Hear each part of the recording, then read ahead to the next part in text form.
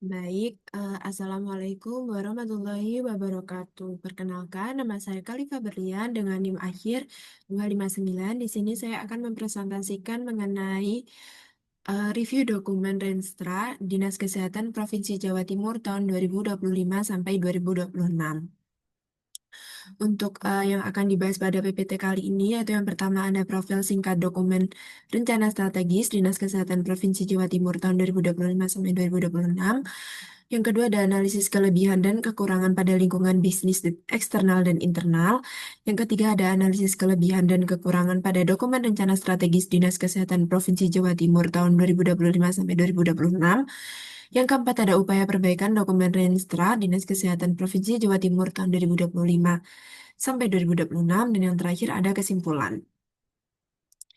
Nah, untuk yang pertama ini ada profil singkat Renstra Dinkes Dinas Kesehatan Provinsi Jawa Timur tahun 2025 sampai 2026.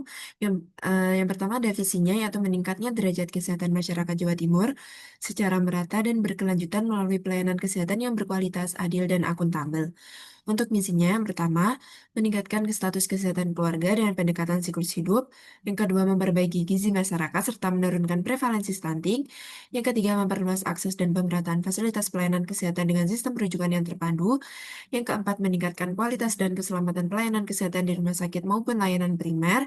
Dan yang kelima, meningkatkan akuntabilitas kinerja dan tata kelola kesehatan daerah.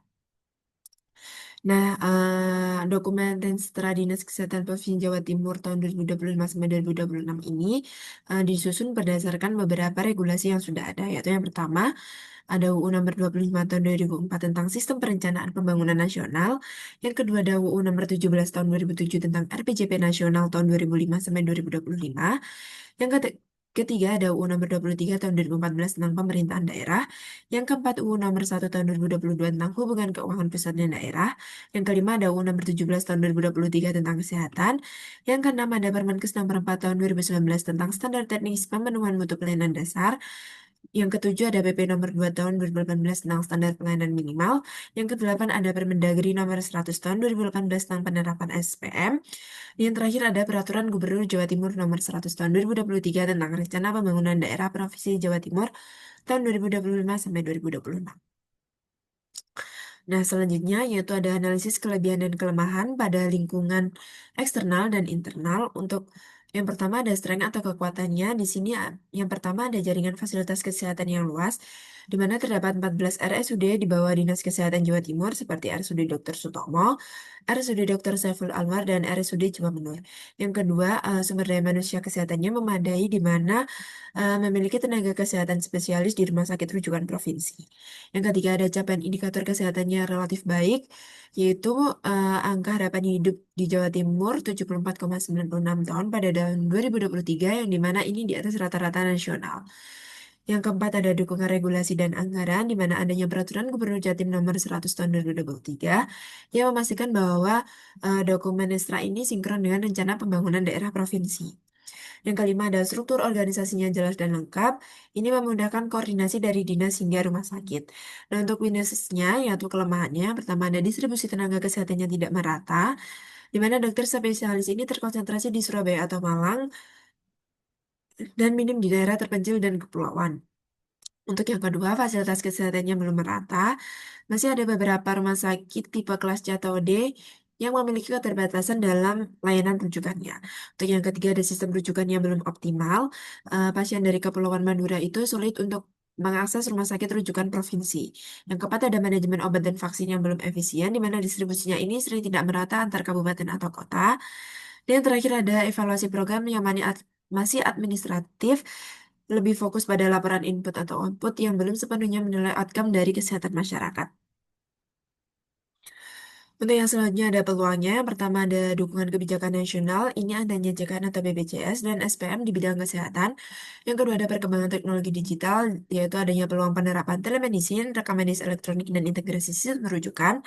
Yang ketiga ada kesadaran masyarakat meningkat pasca pandemi, sehingga banyak masyarakat yang rutin untuk cek kesehatan. Yang keempat ada kerjasama multisektor dan akademisi, seperti kolaborasi rumah sakit umum daerah dengan universitas di Jawa Timur, misalnya UB dan UNER, dalam penelitian dan inovasi kesehatan.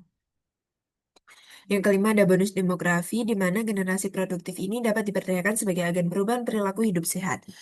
Untuk traits atau ancamannya, yang pertama ada beban dengan penyakit, di mana penyakit menular seperti TB dan HIV ini masih tinggi bersamaan dengan peningkatan penyakit tidak menular. Yang kedua, ada ketimpangan akses layanan di mana daerah terpencil dan kepulauan itu masih sulit untuk menjangkau rumah sakit rujukan provinsi. Yang ketiga, ada persaingan dengan rumah sakit swasta, di mana rumah sakit swasta ini menawarkan pelayanan lebih cepat sehingga menarik pasien menengah ke atas. Yang keempat, ada perubahan kebijakan pembiayaan kesehatan, di mana penyesuaian tarif inacip BPJS berpotensi untuk menekan keuangan rumah sakit pemerintahan. Yang kelima, ada dampak perubahan iklim dan bencana yang berpotensi meningkatkan penyakit berbasis lingkungan seperti DBD, diare, dan ISPA di Jawa Timur. Nah, selanjutnya ini ada analisis kelebihan dan kelemahan pada dokumen rencana strategis Dinas Kesehatan Provinsi Jawa Timur tahun 2025 sampai 2026. Untuk kelebihannya, pertama yaitu penyajian data SDM-nya detail. Terdapat pemetaan tenaga kesehatan berdasarkan jabatan, pendidikan, dan golongan. Nah, ini menjadi alasan kelebihan karena penyajian data yang detail itu bisa memudahkan perencanaan kapasitas dan distribusi SDM menurut Gurel dan Ta tahun 2017.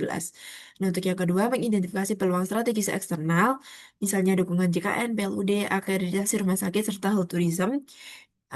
Mengapa ini menjadi kelebihan? Karena identifikasi peluang ini membuat strategi itu lebih responsif terhadap kebijakan nasional dan tren global, menurut WHO tahun 2016. Nah, untuk kekurangannya, yang pertama, kurang menyoroti faktor eksternal makro. Tantangan besar seperti transisi demografi, urbanisasi, atau kompetisi area swasta ini belum dianalisis lebih mendalam.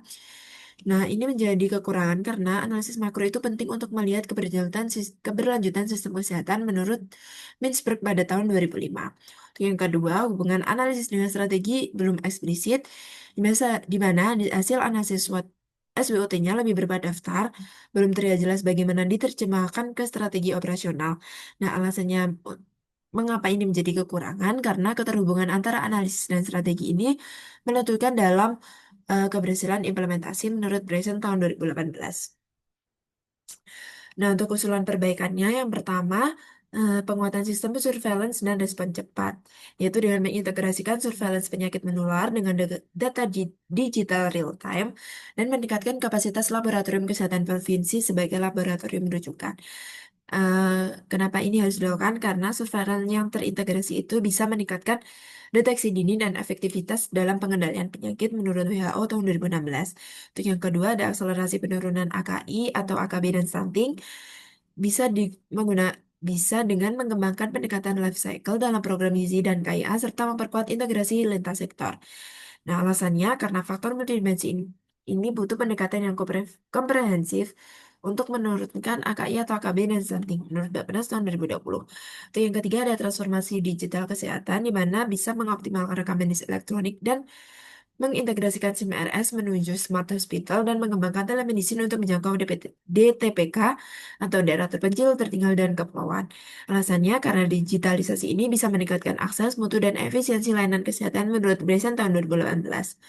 Untuk yang keempat, ada penguatan SDM kesehatan di daerah terpencil, yaitu dengan memperluas redistribusi tenaga kesehatan ke wilayah kepulauan atau terpencil dan memberikan insentif khusus untuk tenaga kesehatan. Nah, alasannya karena distribusi SDM yang merata ini krusial untuk keadilan layanan menurut WHO tahun 2015.